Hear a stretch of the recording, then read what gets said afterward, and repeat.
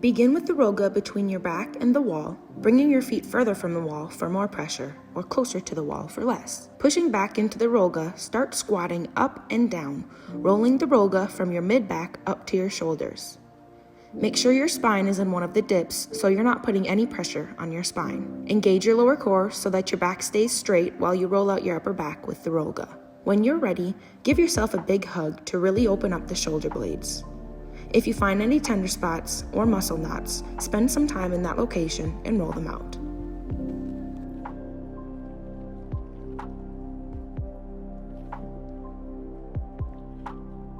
Thanks so much for watching this video.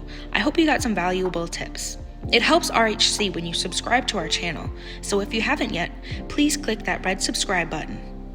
See you next time!